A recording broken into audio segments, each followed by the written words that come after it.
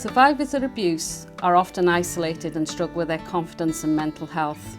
And the women who were coming to Next Steps were saying they hadn't attended school very much, they'd left early, they'd never learned basic maths or English or IT.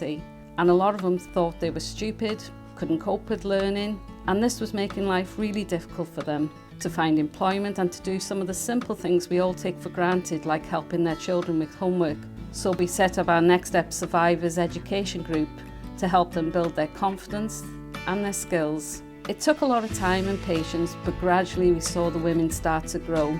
Working on their reading, writing, number and computer skills has helped them immensely. They've become more confident and they feel more connected to the world. Online sessions during the pandemic has also helped the women get to grips with things like Zoom, and this has meant they've been able to keep in touch and they've had the support networks during lockdown. Some of the women from the group have now found jobs, and one woman's gone on to university. Others now are helping their children with their homework for the very first time, and a few have even volunteered, and they are now peer supporters for other survivors at the start of their learning journey.